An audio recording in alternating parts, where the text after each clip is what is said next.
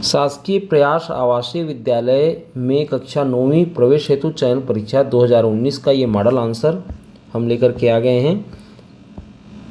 और यहाँ पर जो पहला प्रश्न है 9 का घात 201 के मान में इकाई में कौन सी संख्या होगी। देखिए 9 का घात यदि 1 रहे तो 9 रहेगा, लेकिन 9 का घात यदि 2 रहे तो 9 गुणित 9 मतलब 9 निया 81। अब क्या हो गया, उसकी इकाई अंक 1 हो गई। इसी तरीके से हम 9 का घात यदि 3 देखें जो कि एक विषम संख्या है 3, तो 9 गुणित 9 गुणित 9 यानी 9 निया 81। अब 1 आ गया इकाई अंक और फिर 1 9 हो जाएगा फिर 9। तो ये क्रम चलेगा। 1 विषम संख्या है, 3 विषम संख्या है, इनकी इकाई अंक आप देख रहे हैं कि 9 आ रहा है, और जबकि एक सम संख्या रहने पर 1 आ रहा है।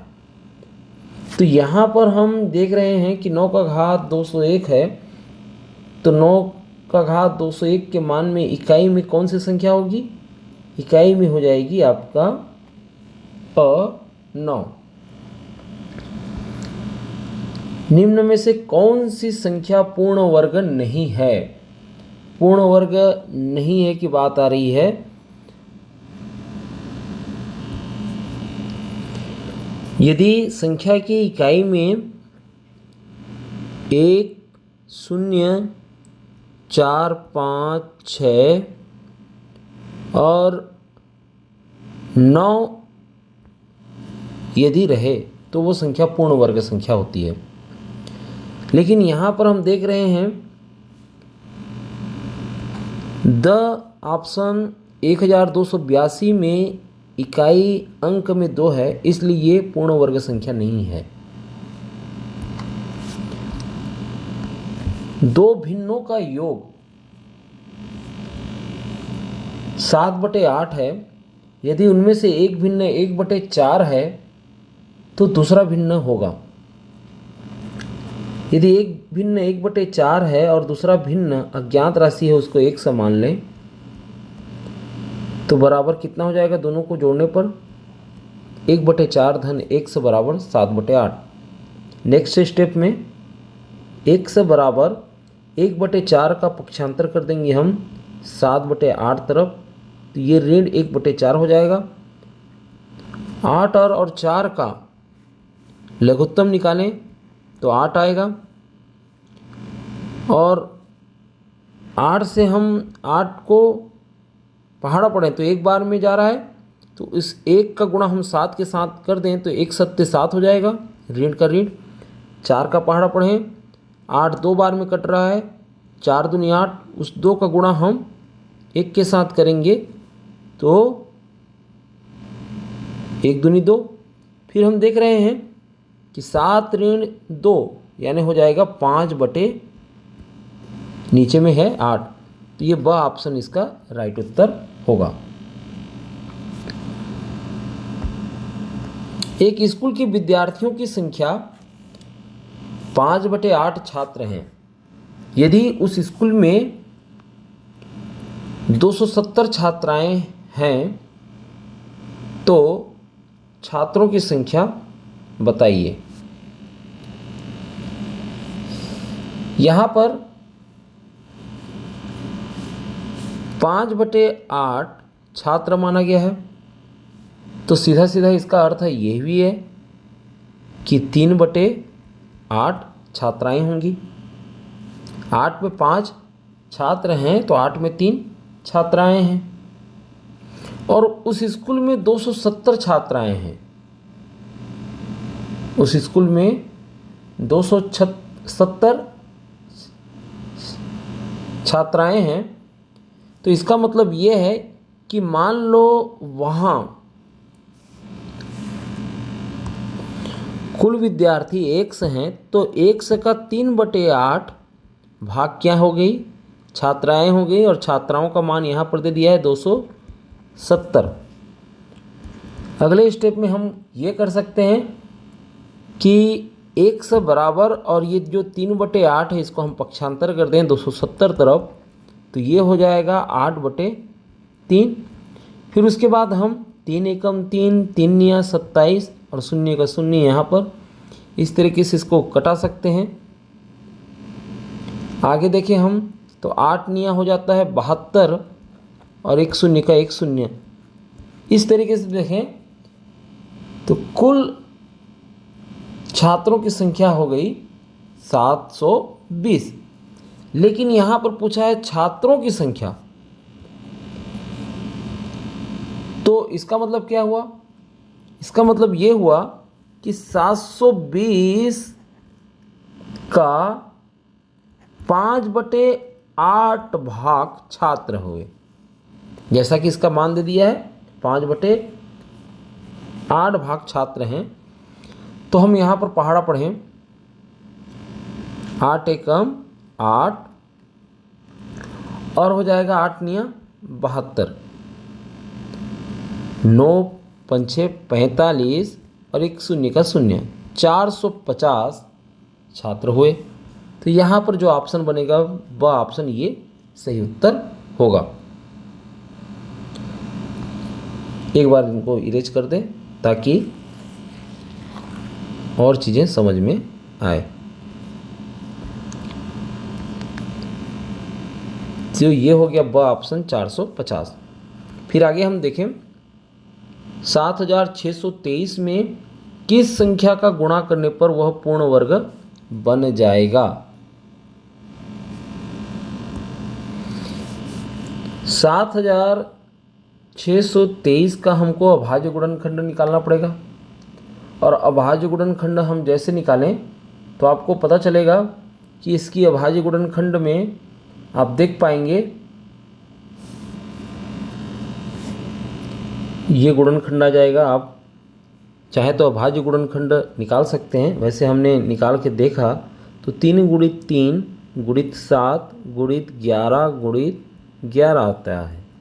और यहाँ पर हम देख रहे हैं कि अभाज्य गुणनखंड में 3 का जोड़ा बन गया है और 11 का जोड़ा बन गया है। नहीं बना है तो केवल 7 का जोड़ा नहीं बन पाया है। तो यदि हम 7 का यदि गुणा कर देते तो 7 का भी जोड़ा बन जाता, और 7 का जोड़ा बन जाने के बाद सभी गुणनखंड के जोड़े बन जाते तो वो पूर्ण वर्ग संख्या कहलाती। तो सीधा सा अर्थ है कि 7 का गुणा करने पर यह पूर्ण वर्ग संख्या बन जाता। तो वह ऑप्शन हो जाएगा 7, ये सही उत्तर।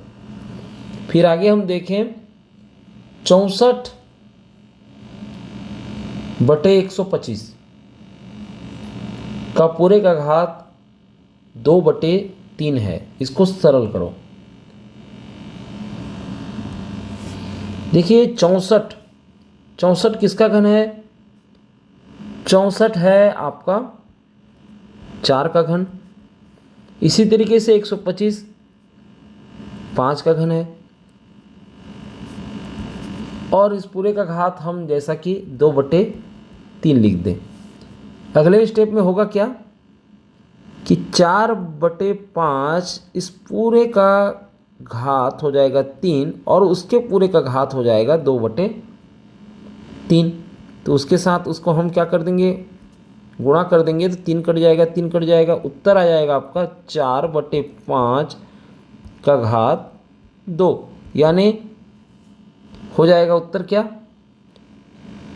4/5 गुणित 4/5, और उत्तर आ जाएगा इसका 4 चौक 16 और 5 बचे 25।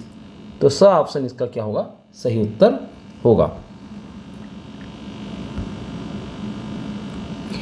एक दूध वाला 2 गाय को 20,000 में बेचता है। यदि उसे एक गाय को बेचने पर 5% का लाभ होता है और दूसरे को बेचने में 10% की हानि होती है, तो उसे कुल कितने रुपये की हानि हुई या लाभ? देखिए यहाँ पर कि एक गाय को बेचने पर 5% का लाभ होता है। कितने का 5%? 20,000 का। तो 5% को हम लिख सकते हैं किस रूप में, 5/100 है ना, या ये कह सकते हैं कि 100 में उसको मिला है कितना रुपये का, 105 रुपया, 100 में 105 रुपया। ठीक है, ये लाभ मिला है, ये भी हम कह सकते हैं। ठीक है, तो जब इसका हल करते हैं, हम इसका हल करेंगे तो ये शून्य कट गया, ये भी शून्य कट गया, ये शून्य कट गया और ये शून्य कट गया। चलिए इसका उत्तर कुछ अलग ढंग से हम बनाते हैं। यहाँ पर देखते हैं सूत्र का इस्तेमाल होगा, यहाँ हम गलत तरफ बढ़ रहे थे, है ना। एक दूध वाला 2 गाय को 20,000 में बेचता है यदि उसे एक गाय को बेचने में 5% का लाभ होता है। तो यहाँ पर बेचने का मूल्य तो दे दिया है और बेचने का मूल्य है आपका 20,000 रुपये। अब इस बेचने के मूल्य से हमको खरीदने का मूल्य ज्ञात करना है। और जैसा कि आप जानते हैं कि क्रय मूल्य बराबर विक्रय मूल्य बटे 1 धन लाभ प्रतिशत होता है। और यहाँ पर हम देखें विक्रय मूल्य है आपका 20,000 पहले स्थिति में, एक गाय को बेच रहे हैं तो, और उसमें लाभ हमको मिल रहा है 5%, यानी 5/100। अब इसका हम जैसे कि हल करते हैं तो हल होगा, तो आप इसको एक स्टेप और बढ़ा दें तो ये हो जाएगा 20,000 बटे 5/100 को हम 1.05, जैसे कि एक तो एक पूर्ण संख्या है, इसका आ गया मान 5/100 का मान 0.05 के रूप में हम लिख सकते हैं। तो ये हो जाएगा आपका 1.05। अब जब इसका हम हल करें तो एक हल करने के बाद ये लगभग 20,000 को 105 से भाग देंगे और दशमलव लगाएंगे उसके बाद, तो ये हो जाएगा 19,047.62। ये रफ काम आपको करना पड़ेगा, हो सकता है थोड़ा सा ये समय ले ले। ये हुआ लगभग 19,047 ये रुपये।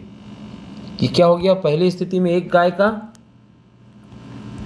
जिसमें 5% का लाभ हुआ, उसका जो क्रय मूल्य है वो हो गया 19,047.62। अब फिर गाय 2 को हम देखें, गाय 2 में हम उसका क्रय मूल्य ज्ञात करें तो विक्रय मूल्य बटे 1 ऋण हानि प्रतिशत होगा, हानि प्रतिशत। तो उसका क्या हो जाएगा, उसका हो जाएगा 20,000 एक ऋण, चूँकि वो दूसरे को बेचने पर कितनी की हानि हो रही है, 10% की हानि हो रही है, तो 10/100 हो जाएगा। अगले स्टेप में हल यदि करें तो 20,000 बटे 1 में आपको कितना घटाना पड़ेगा, यहाँ पर 10/100 को हम लिख सकते हैं 0.1 लिख सकते हैं, 0.1 लिखा जा सकता है। अब 1 में 0.1 को यदि घटा रहे हैं तो यहाँ पर आ जाएगा 0.9। जब 0.9 से 20,000 को भाग देंगे तो लगभग इसका उत्तर आ जाएगा 22,222.22। अब ये हमको मिल गया क्रय मूल्य दोनों गाय का। तो कुल क्रय मूल्य कितना हो जाएगा, आप 19,047.62 और 22,222.22 को जोड़ेंगे तो लगभग ये पहुँचेगा 41,269.84। ये लगभग इसका उत्तर हो जाएगा। ठीक है, और चूँकि हम देख रहे हैं कि कुल विक्रय मूल्य कितना है। कुल विक्रय मूल्य है पहले गाय का भी 20,000 और दूसरे गाय का भी, गाय नंबर दूसरा का भी 20,000, यानी कुल कितना हो गया 40,000। और 40,000 को यदि हम इसमें घटा दें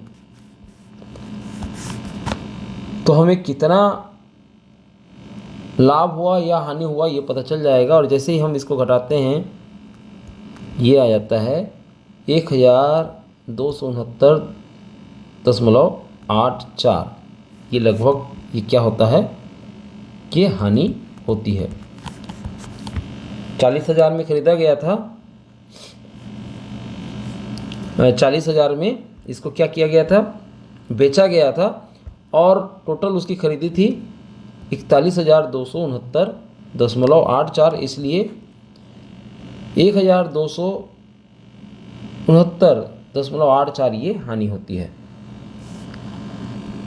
तो इसका सही उत्तर हो जाएगा आपका कौन सा प्रश्न है ये प्रश्न है आपका 7वां प्रश्न। और हानि होती है आपका अ ऑप्शन 1,269.84 की हानि होगी। अगला प्रश्न है 1 धन 1/1 का मान होता है 11, तो 1 वर्ग धन 1/1 वर्ग का मान होगा 1 धन 1/1 बराबर 11। यदि हम दोनों पक्षों का यदि वर्ग कर दें, चूँकि हमको मान ज्ञात करना है 1 वर्ग धन 1/1 वर्ग का, इसलिए हम ये कर रहे हैं। तो यहाँ पर आप जैसा कि जानते हैं विजीव व्यंजक का सूत्र है a धन b का यदि वर्ग हो जाए तो a का वर्ग धन 2ab धन b का वर्ग होता है। तो उस हिसाब से a की जगह में यहाँ पर आया हुआ है x और b की जगह में आया है 1/x। तो हम जमा दें इस हिसाब से यहाँ, तो ये हो जाएगा x का वर्ग धन 2x गुणित 1/x धन 1/x का वर्ग। अगले स्टेप में x वर्ग और ये x और ये x तो कट गया, तो यहाँ पर आ जाएगा 2 एकम 2 और हो जाएगा आपका 1 का भी वर्ग होगा तो 1 एकम 1 होगा और x का भी वर्ग होगा तो x वर्ग हो जाएगा। इसका मान हमको कितना मिल गया, इसका मान बराबर होता है आपका 11 का वर्ग। यहाँ पर 11 का वर्ग ये हो जाएगा आपका 121। तो अगले स्टेप में x वर्ग धन 1/x वर्ग इसको रहने देते हैं और 2 को हम पक्षांतर कर देंगे इधर, तो 121 तरफ 2 का क्या हो जाएगा, घटाव हो जाएगा। 121 में 2 को हम घटा देंगे तो आ जाएगा 119। और ये देखिए यहाँ पर ये वही है जिसका मान पूछा गया है। x वर्ग धन 1/x वर्ग का मान हो गया आपका 119। तो यहाँ पर जो बी ऑप्शन है 119 ये सही उत्तर होगा।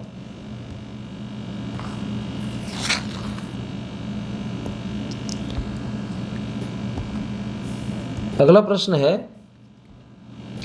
कि 2 ऋण 7x बटे 1 ऋण 5x बराबर 3 धन 7x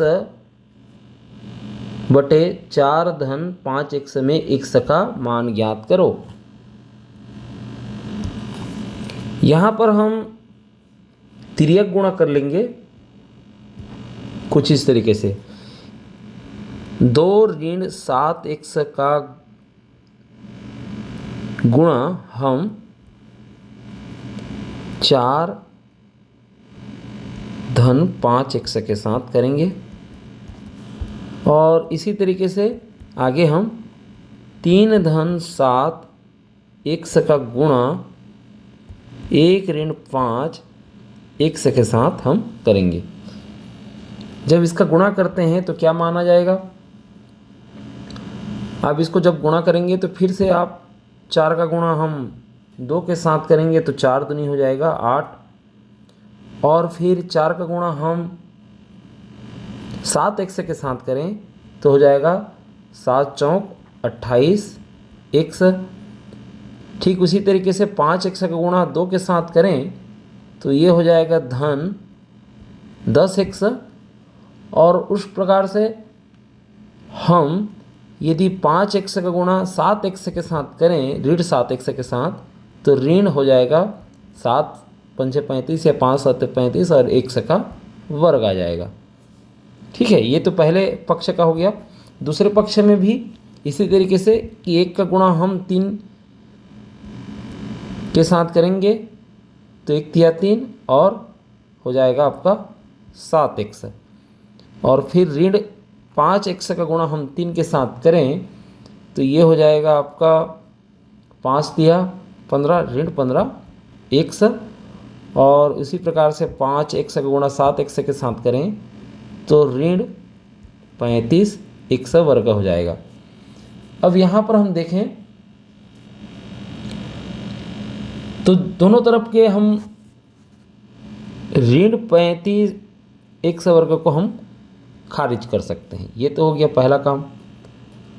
ठीक है, और क्या चीज़ खारिज किया जा सकता है? जैसा कि यहाँ पर आप देख रहे हैं और खारिज नहीं किया जा सकता तो यहाँ पर हम लिख सकते हैं 8, और यहाँ पर हम देखें ऋण 28 और धन x है ना, तो यहाँ पर हो जाएगा ऋण 18x। और इसी तरीके से यहाँ 3 और दोनों का यदि हम मान ज्ञात करें तो हो जाएगा ये 15 में 7 घटा देंगे तो 8 आ जाएगा, 8x हो जाएगा ऋण 8x।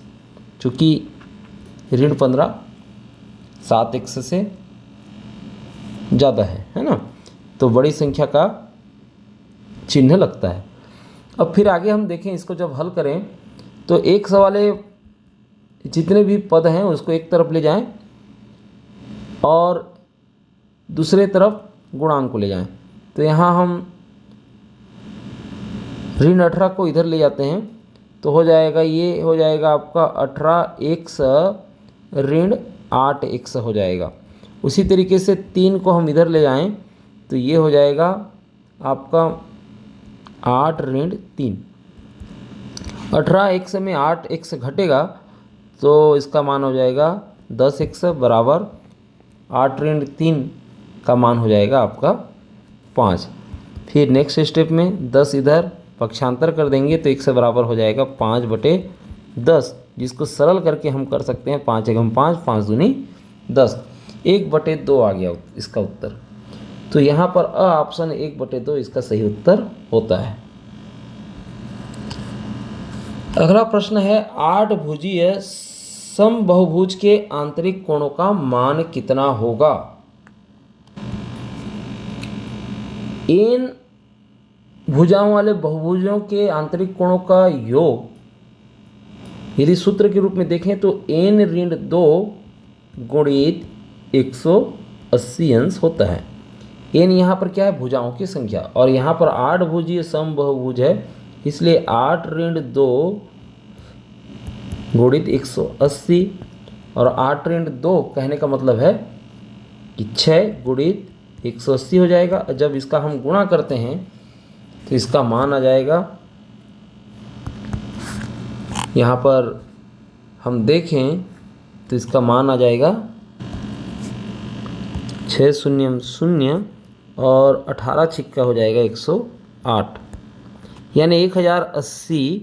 ये 8 भुजी समबहुभुज के आंतरिक कोणों का योग है।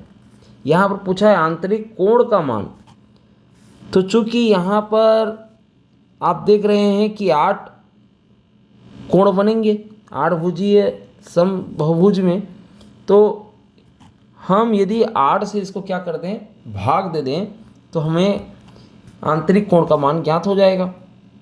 आंतरिक कोणों का योग तो हमको पता चल गया 1080 है। जब इसको हल करेंगे 8 एकम 8 और यहाँ पर हो जाएगा 8 एकम 8 और 10 में 8 गया, बच गया 2 और फिर हो जाएगा आपका 8 तिया 24 और 28 में 24 गया तो आप बच गया 4 और वो शून्य को पा करके हो जाएगा 40, फिर हो जाएगा 8 पंचे 40। ये 135 अंश आंतरिक कोण का मान हो रहा है। लेकिन हम ऑप्शन में देखें तो 20 अंश है, 40 अंश है, 30 अंश है, 45 अंश है, तो 135 अंश तो कहीं नहीं है। इसलिए ये उत्तर में 135 अंश तो आएगा और ये बोनस अंक आ जाएगा। कोई भी ऑप्शन सही नहीं है इसका। ये हो गया यदि आंतरिक कोण का मान पूछ रहा है तो। और यदि आंतरिक कोणों का मान पूछ रहा है यानी सबका योग पूछ रहा है तो उस स्थिति में भी 1080 अंश आएगा, तो वो भी ऑप्शन नहीं है। तो इसलिए इस प्रकार से कोई भी इसका ऑप्शन सही नहीं हो रहा है। आगे हम देखें यहाँ पर, यदि एक चतुर्भुज के चारों कोणों का अनुपात 3:5:7:9 है तो सबसे छोटे कोण का मान होगा। सीधा सा इसका मतलब ये है कि यदि हम 3x कर दें, धन 5x कर दें और 7x कर दें और 9x कर दें तो पूरे चतुर्भुज के चारों कोणों का योग कितना होता है 360 अंश। यहाँ पर हम सबको जोड़ दें तो सबको जोड़ने के बाद आ जाएगा 24x बराबर 360 अंश। तो x का मान क्या हो जाएगा 360 अंश बटे 24। और जब इसको हल करते हैं हम तो हल करेंगे तो आ जाएगा 15 अंश। तो यहाँ पर x का मान 15 अंश आ गया और सबसे छोटा जो कोण रहेगा वो रहेगा आपका 3x। तो 3 गुणित 15 यानी 15 तिया 45 अंश, ये इसका सही उत्तर हो जाएगा। तो ऑप्शन क्या होगा इसका सही उत्तर होगा। एक घन की फलक की लंबाई 10 मीटर है तो उसमें कितना पानी भरा जा सकता है। यहाँ पर कितना पानी भरा जा सकता है कहने का मतलब है कि उस घन का हमको आयतन ज्ञात करना होगा और आयतन बराबर होता है भुजा का घन। भुजा का घन और भुजा का मान यहाँ पर दिया है 10 मीटर। तो 10 मीटर गुणित 10 मीटर गुणित 10 मीटर होगा। तो कुल कितना हो जाएगा, कुल कितना ये हो जाएगा उस हिसाब से हम देखें यहाँ पर ये हो जाएगा 1000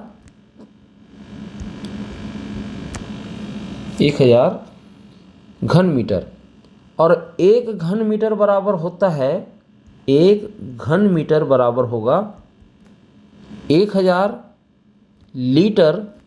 तो 1000 घन मीटर बराबर हो जाएगा आपका, आप 1000 को 3 बार गुणा करेंगे तो 1 के बाद 3 3 6 3 9 9 शून्य आएंगे। कितना हो जाएगा यहाँ पर, ऐसा नहीं, यहाँ पर ये होगा कि जैसा कि 1 घन मीटर बराबर 1000 लीटर। तो यहाँ पर 1000 घन मीटर की बात हो तो सीधा सीधा हम 1000 का गुणा हम 1000 के साथ करेंगे, 1000 लीटर के साथ। तो यहाँ पर हो जाएगा 1 के बाद 6 शून्य, ठीक है। मतलब ये हो गया आपका 10 लाख लीटर। स ऑप्शन क्या होगा 10 लाख लीटर इसका सही उत्तर होगा। 1 घन मीटर बराबर 1000 लीटर, तो 1000 घन मीटर बराबर 10 लाख लीटर, ये हो जाएगा इसका उत्तर। फिर आगे हम देखें एक बेलन के कितने सतह होते हैं।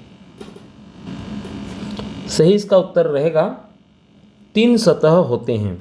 किस तरीके से? देखिए, 2 वृत्ताकार आधार और एक वक्र पृष्ठ। ठीक है, कि पूरी तरह से ये जो है ये वक्र पृष्ठ, 3 आधार होंगे, मतलब 2 आधार होंगे, 2 वृत्ताकार आधार और एक वक्र पृष्ठ। तो बेलन की 3 सतह होती है। फिर आगे हम देखें प्रश्न। एक ट्रेन 72 किलोमीटर प्रति घंटा की रफ्तार से चल रही है।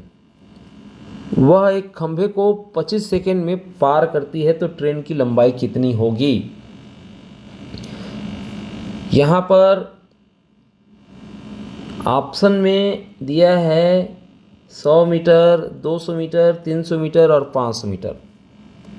और यहाँ पर ट्रेन की रफ्तार दे दिया है 72 किलोमीटर प्रति घंटा।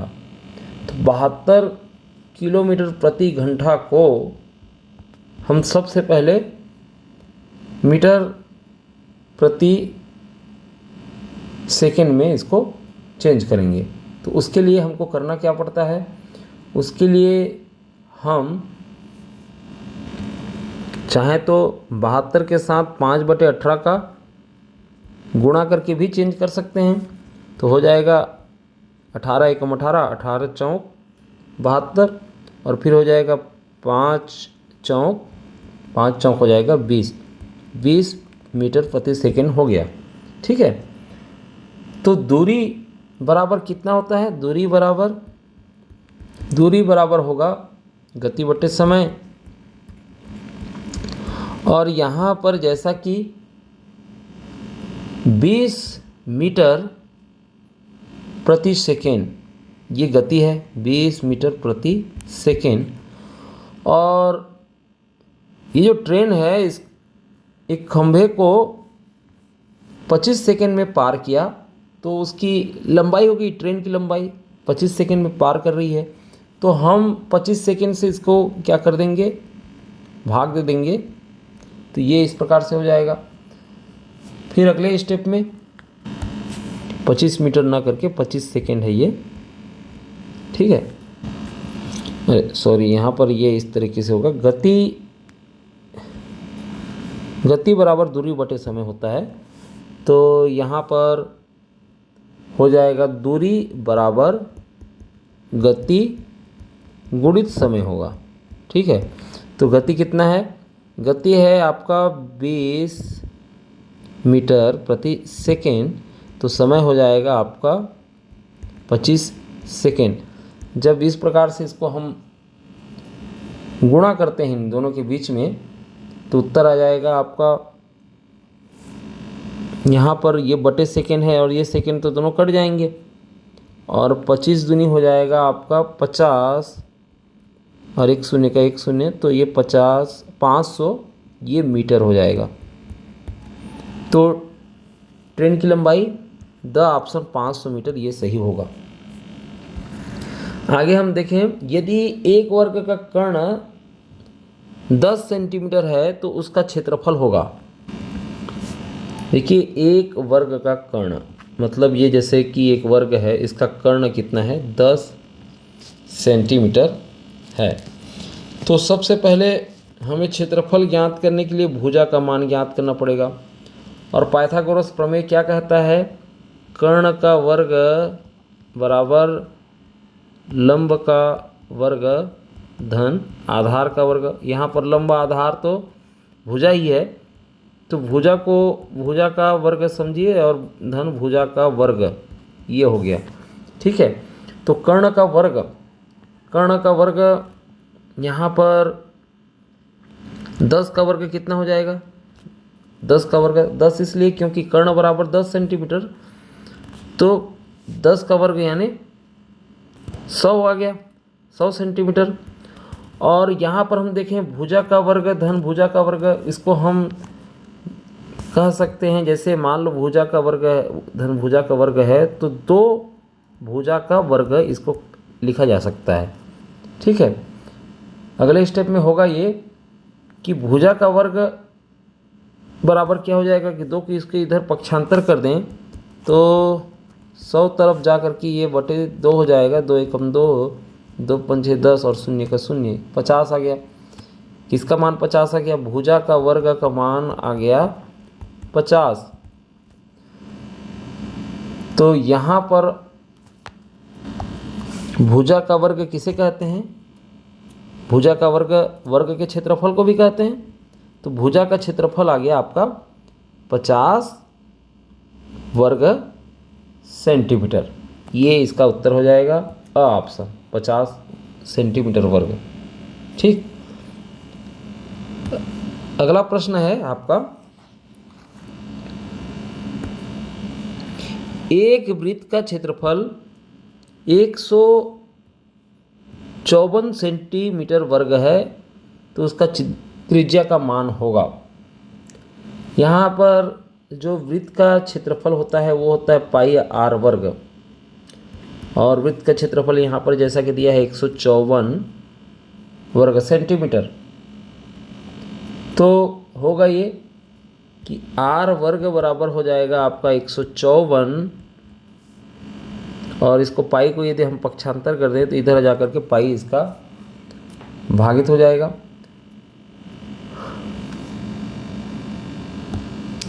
या फिर हम ये भी कर सकते हैं कि पाई का मान तो होता है 22/7। पाई का मान क्या होता है? 22/7। तो हम 22/7 को यदि पक्षांतर करें 154 तरफ तो हो जाएगा 7/22। अब जब इसको हम हल करें तो क्या मान आ जाएगा? पहले इसको हम कटा लें। 11 दूनी हो जाएगा आपका 22, और ये हो जाएगा 11 एकम 11। अब 15 में 11 गया तो 4 आ गया, फिर ये 44 हो जाएगा। 11 चौक 44 हो गया। और एक बार हम इसको हल कर लें। 2 एकम 2, 2 सत्ते 14। अब ये 7 गुणित 7 आ गया। 7 गुणित 7 यानी हो जाएगा 49। और ये 49 मान आया है, किसका मान आया है? ये आया है आर वर्ग का, त्रिज्या का वर्ग है ना, का मान आया है 49 सेंटीमीटर। और हमको पूछा गया है त्रिज्या का मान। तो ये जो वर्ग है इधर आकर के 49 तरफ आकर के ये हो जाएगा वर्गमूल, और 49 का वर्गमूल हो जाएगा 7 सेंटीमीटर। ठीक है। तो यहाँ पर अ ऑप्शन क्या हो जाएगा? इसका सही उत्तर होगा। फिर अगला जो प्रश्न है वो कोटिंग डिकोटिंग से है।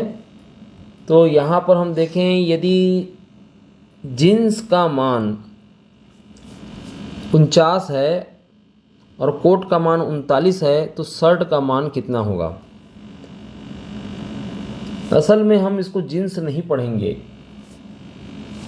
ठीक है, ये जींस लिखा है तो इसको हम JEANS लिखेंगे।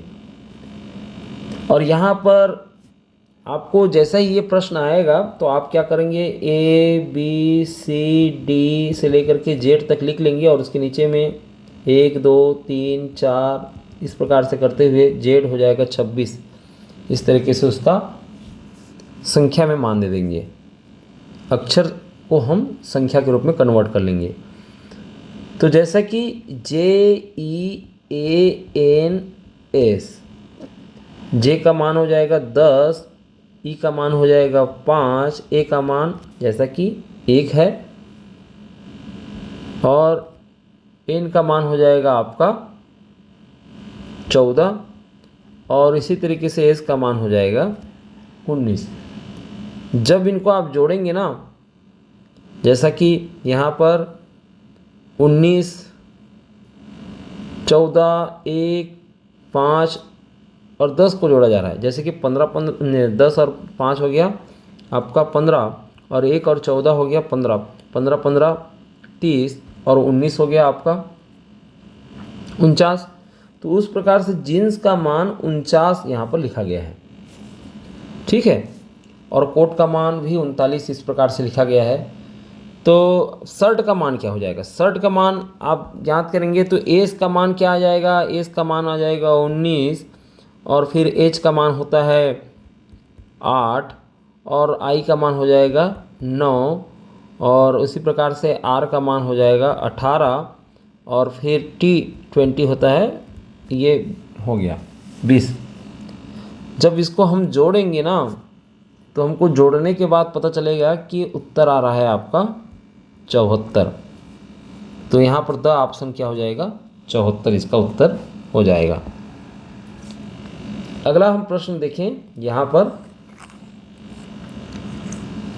यदि घड़ी में 9 बजे हैं, यदि घड़ी में 9 बजे हैं, ठीक है, ये इस तरीके से, और घड़ी का कांटा उत्तर दिशा में है, घड़ी का कांटा यदि उत्तर दिशा में है, घंटे का कांटा, घंटे का कांटा उत्तर दिशा में है, ये इस तरीके से, तो मिनट का कांटा किस दिशा में होगा?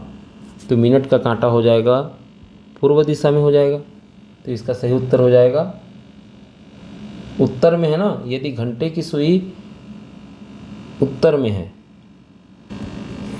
जैसा कि हम दिशा को बांटते हैं उत्तर, दक्षिण, पूर्व और पश्चिम, तो यहाँ पर 9 बजे, ये तो पश्चिम तरफ 9 रहेगा और उत्तर तरफ 12 और पूर्व तरफ आपका 3 और दक्षिण तरफ रहेगा 6।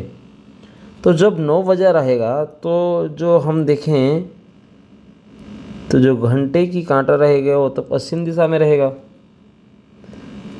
और मिनट का कांटा रहेगा आपके 12 पर, तब जाकर के ये 9 बजा है। और यदि घंटे का कांटा उत्तर दिशा में है, घंटे का कांटा उत्तर दिशा में, मतलब ये कांटा चला गया उत्तर दिशा में, तो जो मिनट का कांटा है वो इधर आएगा ना, पूर्व दिशा की ओर, तो इसलिए इसका सही उत्तर हो जाएगा पूर्व। आगे हम देखें 19 नंबर का प्रश्न, 12, 19, फिर है 28, फिर 39, फिर 52, अगली संख्या ज्ञात करो। अगली संख्या क्या हो जाएगा इसका? अगली संख्या यहाँ पर देखें 12 और 19 के बीच में है 7 का अंतर, 19 और 28 के बीच में है 9 का अंतर, 28 और 39 के बीच में 11 का अंतर है और 39 और 52 के बीच में 13 का अंतर होगा। अगला जो रहेगा वो 52 और अगली संख्या के बीच में 15 का अंतर रहेगा। तो सीधा सीधा 52 में यदि हम 15 भी यदि जोड़ दें तो ये हो जाएगा 2 और 5 हो जाएगा 7 और ये हो जाएगा 5 और 1 6, 67। इसका स उत्तर क्या हो जाएगा? हो जाएगा ये सही उत्तर। दिए गए श्रेणी में कितने विषम संख्या हैं जिसके तुरंत बाद सम संख्या है? तो यहाँ पर आप देख रहे हैं कि विषम संख्या के तुरंत बाद सम संख्या है, ठीक है, 1 हो गया। फिर उसके बाद हम देखें ये हो गया 2 और उसी तरीके से यहाँ पर 3 और आगे हम देखें यहाँ ये हो गया आपका 4,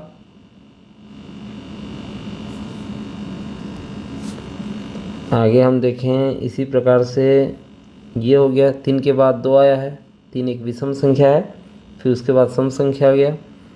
फिर उसके बाद देखें हम तो ये 5 के बाद 6 आया, इसी तरीके से 4 तो खैर सम संख्या है, 3 के बाद आया है 2, ये हो गया, और 7 के बाद आया है 4, 1 2 3 4 5 6 7 8, तो यहाँ पर द ऑप्शन हो जाएगा 8। पेशीय बल और घर्षण बल कहलाते हैं। तो पेशीय बल और घर्षण बल दोनों कहलाएंगे संपर्क बल। निम्न में किस घर्षण का परिणाम न्यूनतम होता है? किस घर्षण का परिणाम न्यूनतम रहेगा? यहाँ पर है स्थैतिक घर्षण, सर्पीय घर्षण, लुंटन घर्षण, जिसको लोटन घर्षण भी कहें, तो ये इसका मान जो है न्यूनतम होगा लोटन का। अगला प्रश्न है, एक वस्तु जो आपतित प्रकाश के कुछ भाग को अवशोषित करती है, शेष को परावर्तित कर देती है, उसको हम क्या कहेंगे? तो क्या उसको हम अपारदर्शी कहेंगे कुछ भागों को अवशोषित कर देती है, शेष को परावर्तित कर देती है, या पारदर्शी कहेंगे, या खुरदुरा कहेंगे, या चमकीला कहेंगे। तो इसका जो सही उत्तर होगा कि आपतित किरण के कुछ भाग को अवशोषित तो करेगा ही और शेष को परावर्तित कर देगा, ये आपका अपारदर्शी उसको कहेंगे। दोलन करते हुए वस्तु का अधिकतम विस्थापन कहलाता है। दोलन करते हुए जो वस्तु का अधिकतम विस्थापन होगा उसको हम आयाम कहेंगे। निम्न में वह द्रव जिससे विद्युत प्रभावित नहीं होता वो कहलाएगा आसुत जल। आसुत जल में कोई आयन नहीं होते, इसलिए विद्युत संचालन नहीं होता। ब्रह्मांड में सबसे बड़ा धूमकेतु है, ब्रह्मांड में सबसे बड़ा जो धूमकेतु है वो है हेली। ठीक है, फिर आगे हम देखें, वायु के साथ ऊष्मा व विद्युत आवेश का तीव्र प्रभाव कहलाता है, उसे कहा जाता है विद्युत मोचन। तांबे के तार को फेरस सल्फेट में डुबाने से क्या होगा? तांबे के तार को फेरस सल्फेट से डुबाने पर क्या कॉपर सल्फेट बनेगा, या फिर तांबा बनेगा, या लोहा बनेगा, या कोई अभिक्रिया नहीं होगी? सही उत्तर है कोई अभिक्रिया नहीं होगी। अपूर्ण दहन से निम्न में से कौन सी जहरीली गैस बनती है? अपूर्ण दहन से कार्बन मोनोऑक्साइड जहरीली गैस बनती है, और यहाँ पर कार्बन मोनोऑक्साइड है स ऑप्शन, कार्बन मोनोऑक्साइड। प्राकृतिक गैस का मुख्य घटक है, प्राकृतिक गैस का जो मुख्य घटक है, प्राकृतिक गैस की बात हो रही है तो ये हो जाएगा मीथेन, CH4। पॉलीथीन का एकलक है मोनोमर, तो पॉलीथीन का जो एकलक है वो है आपका, यहाँ पर क्लोरीन, मीथेन, इथेन, आयोडीन है। तो देखिए मोनोमर उसका एथिलीन होता है, हो सकता है यहाँ पर त्रुटि हुई हो, ठीक है। एथिलीन उसका, पॉलीथीन का ये क्या रहेगा, मोनोमर रहेगा। अगला हम देखें, साइटोप्लाज्म व न्यूक्लियस को मिलाकर कहते हैं, साइटोप्लाज्म और न्यूक्लियस को मिला करके हम प्रोटोप्लाज्म कहते हैं। कागज़ के टुकड़े से बने स्लॉट में दिखता है, कागज़ के टुकड़े से बने स्लॉट में क्या दिखेगा? उसमें दिखेगा आपका जीवित कोशिका या मृत कोशिका, या कोशिका या कोशिका द्रव्य। इसका सही उत्तर हो जाएगा मृत कोशिका दिखेगा। निम्न में से किस आकृति का जीवाणु मृदा की उत्पादकता में वृद्धि करता है? मृदा की जो उत्पादक में वृद्धि करता है वो है, देखिए कुछ क्षण आकार के जीवाणु हैं जैसे कि राइजोबियम, तो ये मृदा की उत्पादकता को वृद्धि करते हैं, वो नाइट्रोजन स्थिरीकरण में मदद करते हैं, तो क्षणनुमा हम लिख सकते हैं। जुताई क्यों की जाती है? जुताई कटिंग के लिए, या खरपतवार निवारण के लिए, या तैयारी के लिए, या सिंचाई के लिए? तो इसका सही उत्तर होगा जुताई खरपतवार निवारण के लिए की जाती है। कॉर्बेट नेशनल पार्क कहाँ है? कॉर्बेट नेशनल पार्क है उत्तराखंड में। निम्न में से कौन सी बीमारी प्रदूषित जल पीने से नहीं होता? हैजा, टाइफाइड, पीलिया और मलेरिया। देखिए मलेरिया तो मच्छर के काटने से होता है, प्रदूषित जल पीने से पीलिया, टाइफाइड और हैजा हो सकता है। यहाँ पर निम्न में से किस चट्टान को आग्नेय चट्टान कहेंगे? देखिए यहाँ पर क्वार्ट्ज है, स्लेट है, ग्रेनाइट है और मार्बल। तो यहाँ पर जो उत्तर है वो है ग्रेनाइट। ग्रेनाइट को हम आग्नेय चट्टान कहेंगे जो मैग्मा के ठंडा होने से बनती है। पाश्चुरीकरण करने से दूध में किसका नाश होता है? पाश्चुरीकरण करने से दूध में जो मौजूद हानिकारक बैक्टीरिया हैं उनका नाश होता है। तो यहाँ पर द ऑप्शन है रोग जनित जीवाणु। निम्न में से कौन सा हार्मोन थायराइड ग्रंथि में स्रावित होता है? तो इसका जो सही उत्तर है थायरॉक्सिन, है ना, ये अ ऑप्शन इसका सही उत्तर होगा। थायराइड ग्रंथि से थायरॉक्सिन हार्मोन स्रावित होता है। निम्न में से कौन सी जोड़ी गलत है?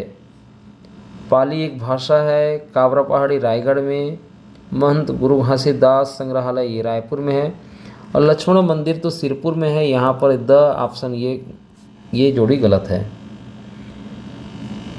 सिंधु घाटी सभ्यता का बंदरगाह शहर किसे कहते हैं? सिंधु घाटी सभ्यता का जो प्रमुख बंदरगाह शहर था वो था लोथल, तो अ ऑप्शन लोथल। आर्य किस धातु से परिचित थे? आर्य लोहा धातु से परिचित थे। महात्मा बुद्ध ने अपना उपदेश कहाँ दिया?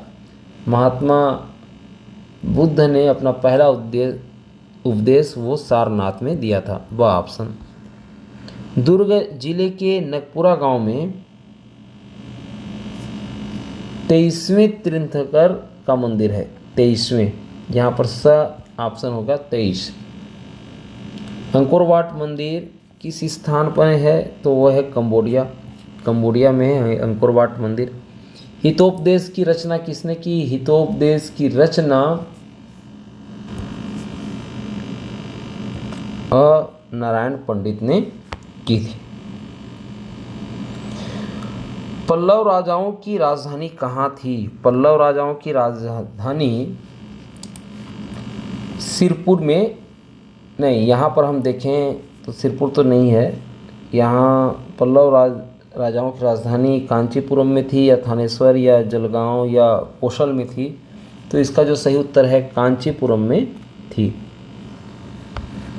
वेनसांग छत्तीसगढ़ के किस स्थान पर आए थे?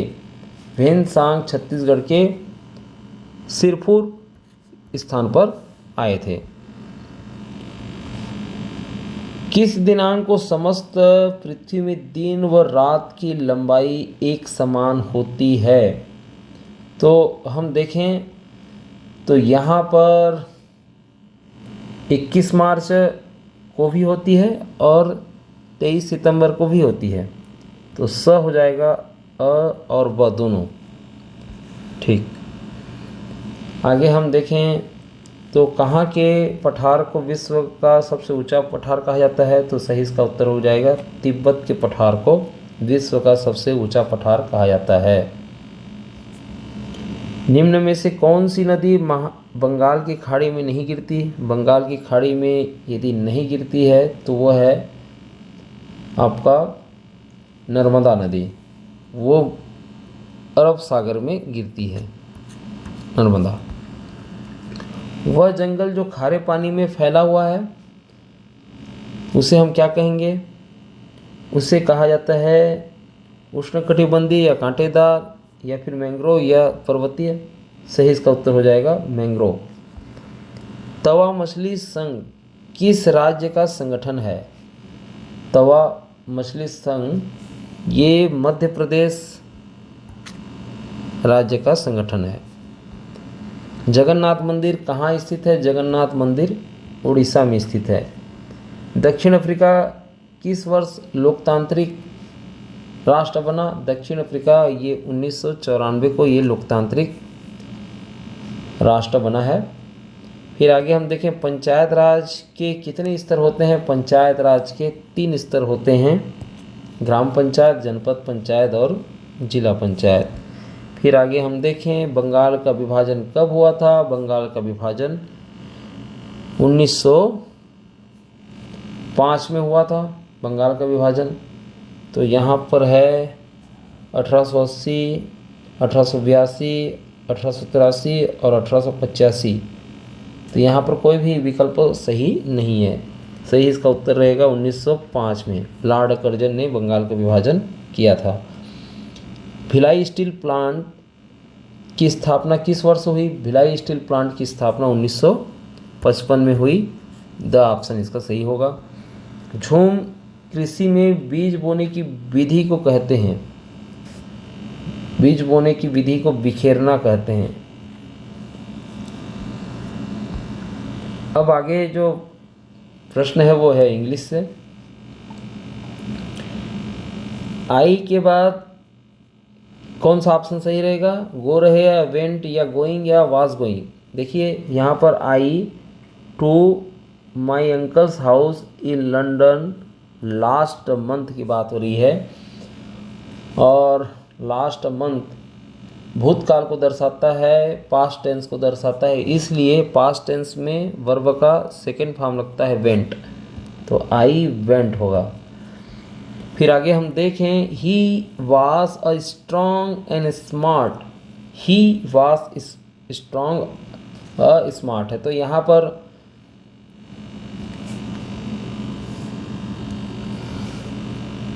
पर he was a strong and smart. यदि हम पुरुष बच्चे की बात कर रहे हैं तो बॉय उत्तर सही होगा, और यदि हम न्यूट्रल में जा रहे हैं, न्यूट्रल जेंडर भी कर रहे हैं, तो पर्सन भी सही हो सकता है ना। तो ए और सी दोनों उत्तर है, और गर्ल और वुमेन तो नहीं होगा। इस वाक्य के अनुसार जो सब्जेक्ट है गर्ल और वुमेन के लिए सी का प्रयोग होगा। अगला जैसे कि प्रश्न है, देयर इज खालिस्तान है kid in class the class. यहाँ पर ऑप्शन में एन, द, ए, सेम। तो यहाँ पर किड, एक कौन सी किड की बात हो रही है? इंडेफिनिट है, तो इंडेफिनिट आर्टिकल में ए और एन आता है, लेकिन यहाँ पर जैसे कि किड है तो किड का उच्चारण के हिसाब से अ किड ये ज़्यादा उचित है, तो इसका जो सही उत्तर हो जाएगा, there is a kid in class the class. In the class होगा, इन क्लास द क्लास दो बार दे दिया है, इन द क्लास। अगला प्रश्न है, एलिसा द ओल्ड वुमेन, फिर है खालिस्तान सी वाज क्रॉसिंग द स्ट्रीट। तो यहाँ पर जो सही इसका वाक्य के संदर्भ में देखें तो एलिस देखा ओल्ड वुमेन को, बूढ़ी औरत को, when, D option, when she was crossing the street, when होगा इसका सही उत्तर। 65 नंबर का क्वेश्चन है, आफ्टर आई, उसके बाद है खालिस्तान the book I realised science is useful for human beings. यहाँ आफ्टर आई, टूक लुकिंग, वही ले करके या देख करके कोई रियलाइज नहीं कर सकता, उसको पढ़ने के बाद ही होगा, तो आई रीड द बुक होगा, ठीक है। आई रेड बोलना चाहिए, I after I read the book I realised science is useful for human beings. Reading इसलिए नहीं होगा क्योंकि वो कंटिन्यूअस है, और यहाँ पर ये पास्ट इंडेफिनिट की बात आ रही है, ठीक है। I was so happy to see a, खालिस्तान है, उसके बाद of quails on the country road. यहाँ पर जो ऑप्शन है क्राउड है, आर्कियोपेलाजो और बेबी है, नन ऑफ दिस। तो इसका सही जो उत्तर होगा वो होगा बेबी, ठीक है। I was so happy to see a baby of quails. जो क्वेल्स बटेर के जो समूह को हम बेबी कहते हैं, ठीक है। इज़ दैट कप हिज, माई या हिम या अवर। तो इसका जो सही, इसका जो पॉजेसिव प्रोनाउन है वो हिज ज़्यादा उपयुक्त है। Is that cup his, cup के लिए हिज का प्रयोग होगा जेंडर के हिसाब से। अब यहाँ पर देखें तो diamond is the, diamond is the Khalistan natural substance. Hard है या फिर हार्डर है या हार्डेस्ट है या नन ऑफ दिस। देखिए, दो वस्तुओं की जब तुलना होती तो हार्डर रहता, और ये तो डायमंड सबसे हार्डेस्ट नेचुरल सब्सटेंस है, तो सी ऑप्शन हो जाएगा hardest, the hardest natural substance. My brother won an award for being खालिस्तान, फिर है best speller in our school. यहाँ पर माई ब्रदर ने जीता, एक अवार्ड जीता। क्या जीता? Best speller in our school.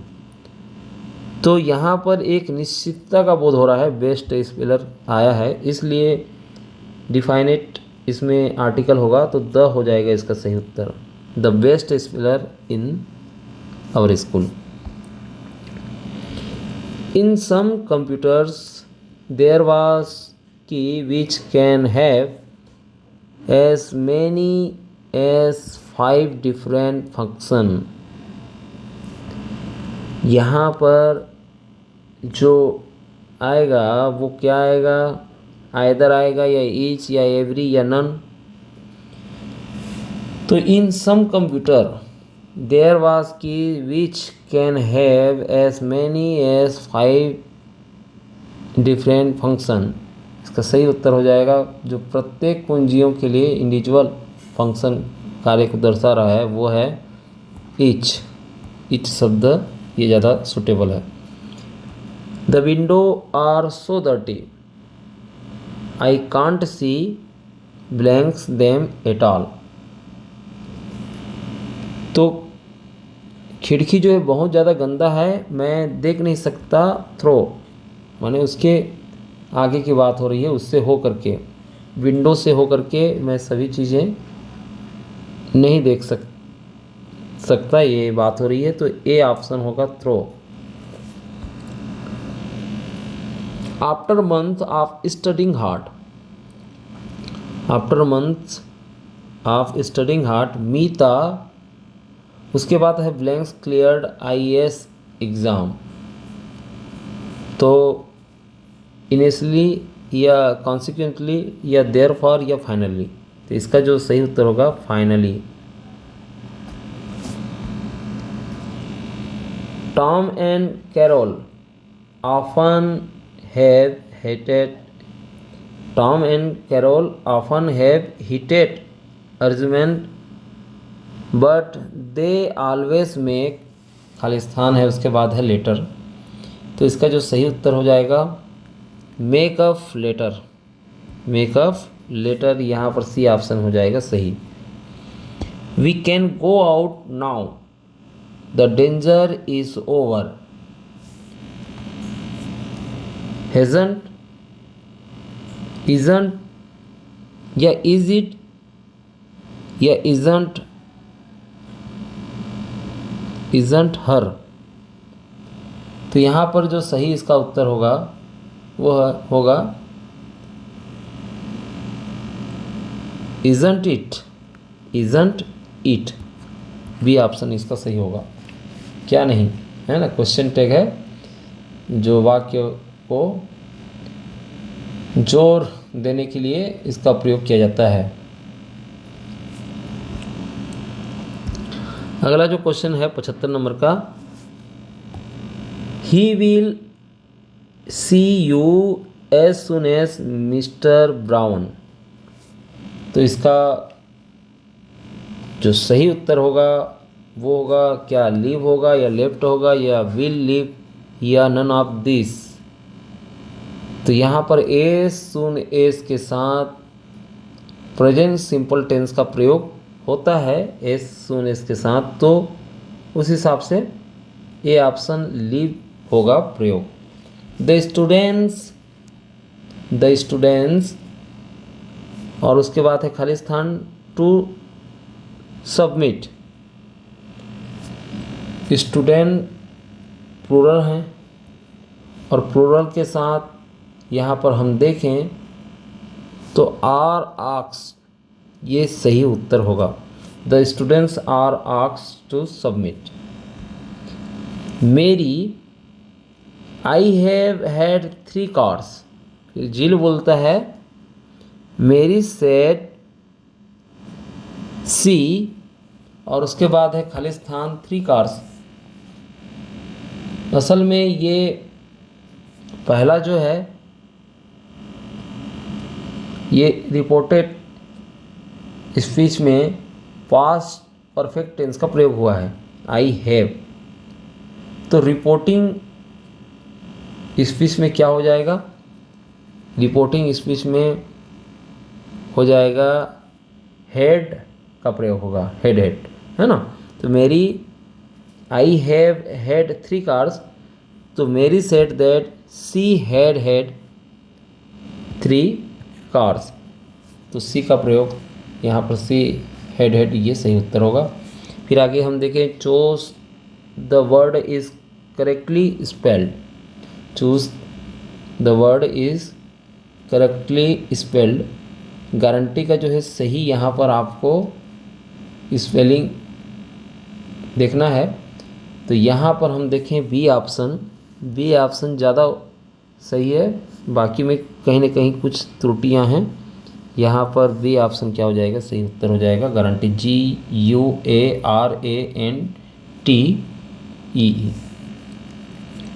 फिर उसके बाद देखें 79 नंबर का क्वेश्चन, आई उसके बाद खालिस्तान है माई shopping at the weekends.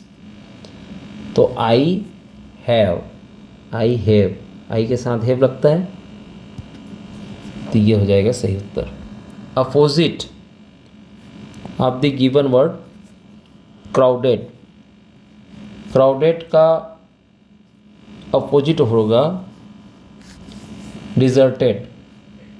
Crowded यानी भीड़ भाड़ और डिजर्टेड यानी होगा सुनसान। सागर का पर्यायवाची कौन सा शब्द नहीं है? तो यहाँ पर समुद्र तो होगा,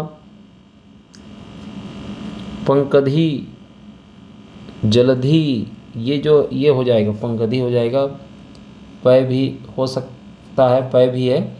लेकिन नदीस ये नदी का पर्यायवाची है, सागर का नहीं, इसलिए ब ऑप्शन क्या होगा? इसका सही उत्तर होगा, सागर का पर्यायवाची शब्द नहीं है।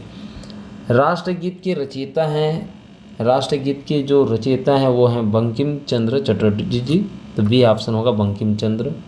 वैष्णव जन तो तेणे कहिए किनका प्रिय भजन है? तो ये महात्मा गांधी जी का प्रिय भजन है। बाल की खाल निकालना का अर्थ है, बाल की खाल निकालना यानी व्यर्थ का दोष निकालना, द ऑप्शन इसका सही रहेगा।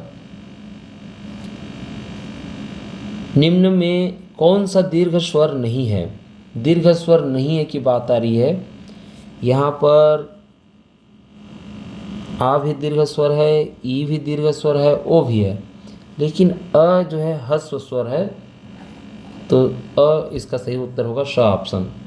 अमर किसका एक शब्द है जो कभी नहीं मरता, या जिसका कोई नहीं है, या जो मरे समान हो, या जिसका कोई सहारा न हो? तो अ ऑप्शन होगा, जिसका जो कभी नहीं मरता उसको हम अमर कहेंगे। निम्न में कौन सी सुमेलित नहीं है? सुमेलित नहीं है, यहाँ पर हम देखें दुर्लभ सुलभ, उदार अनुदार, उत्कृष्ट अनुत्कृष्ट, प्रश्न और सवाल। प्रश्न और सवाल ये समानार्थी हैं, बाकी एक दूसरे के विलोम शब्द हैं, तो यह जोड़ी सुमेलित नहीं है, तो द ऑप्शन इसका सही होगा। मेरे पास इससे जहरीला सांप नहीं है, इसका विश्लेषण कीजिए, है ना, इसका विश्लेषण हमको बताना है। तो देखिए यहाँ पर मेरे पास इससे जहरीला सांप नहीं है, तो इसका विश्लेषण में हम देखें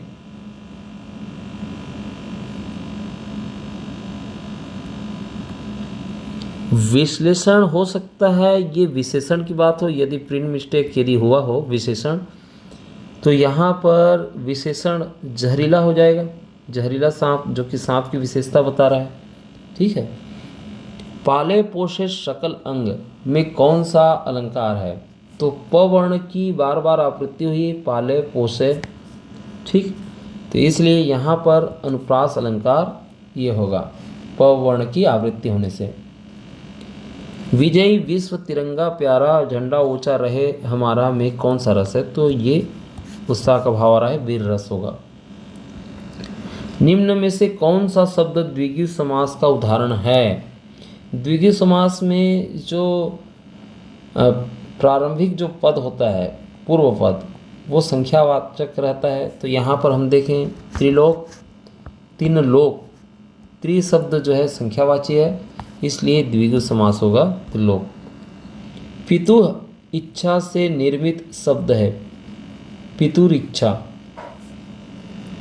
ठीक है। ये सब संस्कृत के हैं। आजकल संस्कृत को नहीं पूछा जा रहा है प्रयास में, लेकिन हम 2019 का मॉडल आंसर जब प्रस्तुत कर रहे हैं तो इनका उत्तर तो बताना ही पड़ेगा, है ना। और ये आपके लिए उपयोगी भी है विषय की तैयारी की दृष्टि से। निम्न में से कौन सी जोड़ी गलत है? यहाँ पर आप देख रहे हैं कि हरिधन शुभ है, हरिशु, चतुर्धन पद है चतुष्पद, कर धन न है तो कन लिखा है, मनः धन ताप है तो मनस्ताप। तो यहाँ पर जो जोड़ी गलत रहेगा वो कर धन न कन होगा, ये गलत है, ठीक है। इसका संधि रूप होता तो कर्ण होता, ठीक है, कर्ण। तो यहाँ पर कर्ण है तो इसलिए नहीं है। युद्ध लड़ाई करना, लट लकार वर्तमान काल मध्यम पुरुष द्विवचन में क्या होगा? युद्ध का। तो लट लकार मध्यम पुरुष द्विवचन में हो जाएगा युद्ध थे।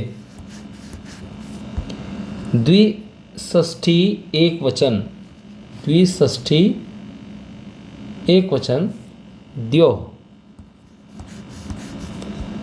अष्टत्रिशतम का अर्थ है 38, अष्टत्रिशतम ये हो जाएगा 38 हो जाएगा इसका सही उत्तर। हेमंते जना की दर्शनानि वस्त्राणि धारयन्ति, हेमंते जना की दर्शानी वस्त्राणि धारयन्ति, तो इसका सही उत्तर होगा हेमंत ऋतु में लोग पीला वस्त्र को धारण करते होंगे, क्योंकि यह रंग खुशी और आशा का प्रतीक है। और हेमंत ऋतु के आने वाले नए मौसम की शुरुआत में ये इसका प्रतिनिधित्व करता है, तो पीला रंग ये ज़्यादा उचित लग रहा है, ठीक है। ग्राम्य जीवनम सुखकरम, गांव का जीवन सुखकर होता है, तो यहाँ पर भविष्यति ये सही उत्तर होगा। नास्त्यत्य अहंकारम समः शत्रु का अर्थ है, तो यहाँ पर अहंकार के समान कोई दूसरा शत्रु नहीं है, तो यह वाक्य अहंकार की नकारात्मक को दर्शा रहा है। तो अहंकार के समान कोई दूसरा शत्रु नहीं है, ये ऑप्शन ये इसका सही उत्तर होगा। विदेशेषु धनम, विदेश के लिए धन होता है, सत्य होता है, अहंकार होता है, या धन हो या विद्या, तो सही इसका उत्तर होगा विद्या। विद्या ही सबसे बड़ी धन होती है। तो आशा है आप लोगों को ये सारे प्रश्न के उत्तर समझ में आ गए होंगे कि किस तरह से इसका सभी का उत्तर है। यहाँ पर ये OMR शीट है जहाँ पर आपको उत्तर बनाने रहते हैं, इस प्रकार से OMR शीट पर। तो कैसा लगा आप लोगों को हमारा ये प्रयास, आप ज़रूर हमें कमेंट लिख करके भेजिए। हम मिलते हैं एक ऐसे ही एक मॉडल आंसर लेकर के।